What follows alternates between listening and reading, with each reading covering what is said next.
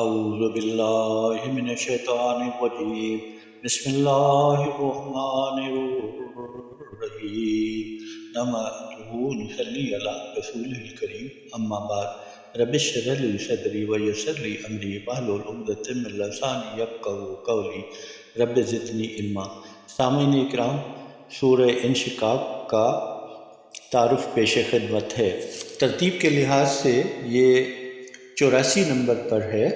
یہ مکی صورت ہے جس میں 25 آیتیں اور 1 رکوع ہے۔ پہلی ہی آیات کے لفظ انشقت سے ماخوذ ہے۔ انشقاق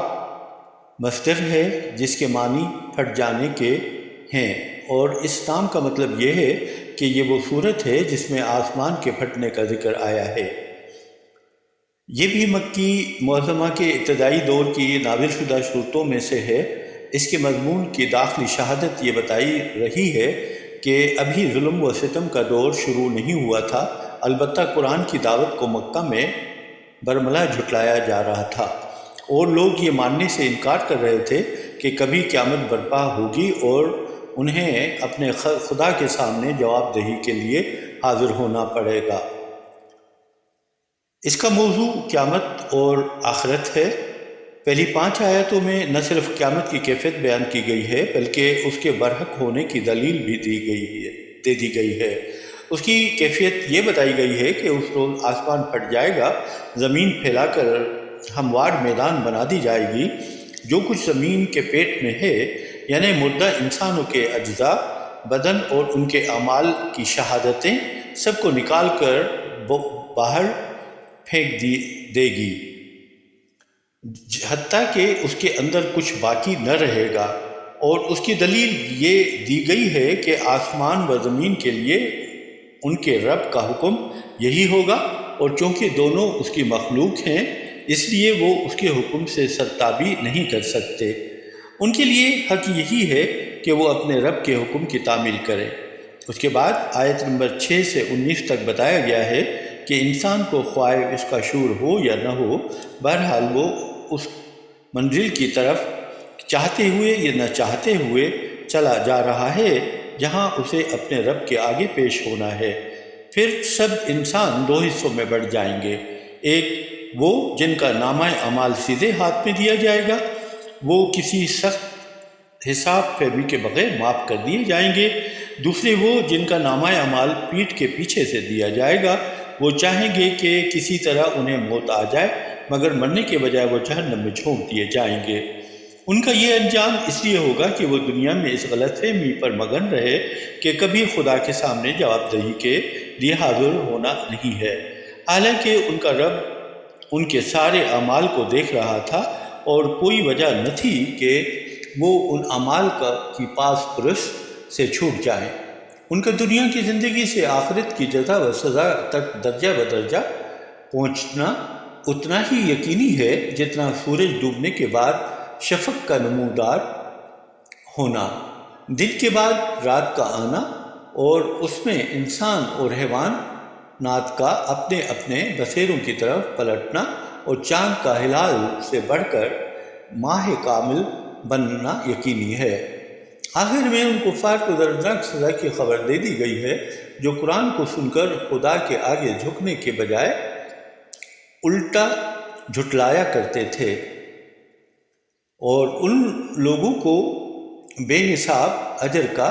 فرمان سنا دیا گیا ہے جو ایمان لا کر نیک عمل کرتے ہیں۔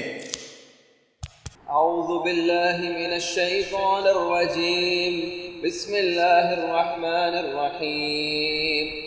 اذا السماء انشقت وأذنت لربها وحقت وإذا الأرض مدت فألقت ما فيها وتخلت وأذنت لربها وحقت يا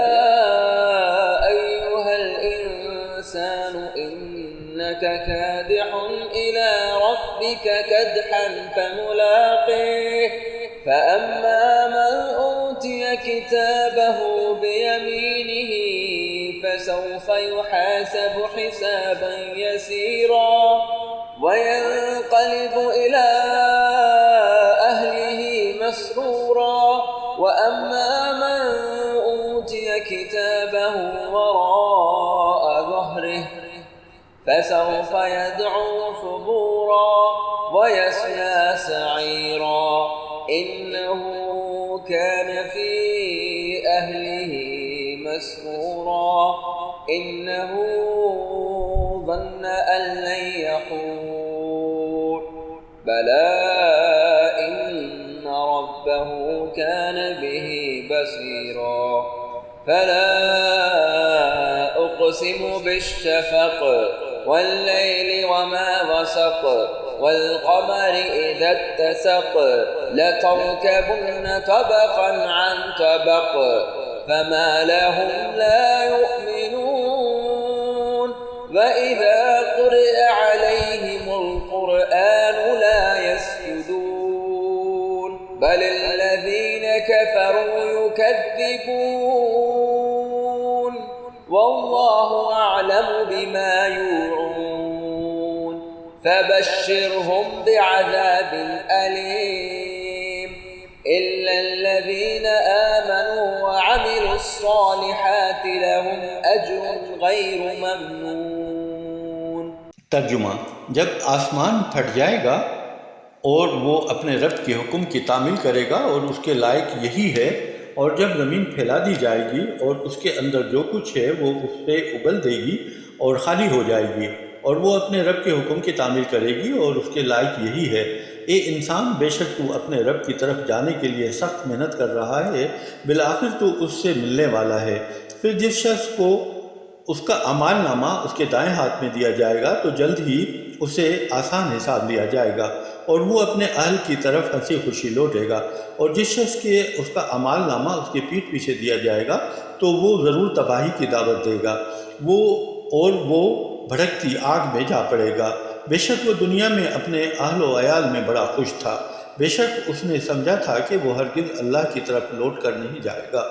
کیوں نہیں اس کا رب اسے دیکھ رہا تھا۔ سو میں قسم کھاتا ہوں شفق یعنی کہ شام کی سرخی کی اور رات کی اس کی جو کچھ وہ سمیٹتی ہے، اور چاند کی جب کہ وہ پورا ہو جاتا ہے، تم ضرور درجہ بدرجہ ایک حالت سے دوسری حالت کو پہنچو گے۔ پھر ان کافروں کو کیا ہو گیا ہے کہ وہ ایمان نہیں لاتے، اور جب ان پر قرآن پڑھا جائے تو سجدہ نہیں کرتے، بلکہ کافر تو الٹا جھٹلاتے ہیں، اور جو کچھ وہ سینوں میں محفوظ رکھتے ہیں اللہ اسے خوب جانتا ہے۔ تو آپ انہیں دردناک عذاب کی خبر دے دیجئے، مگر جو لوگ ایمان لائے اور انہوں نے نیک عمل کیے ان کے لیے بے انتہا اجر ہے۔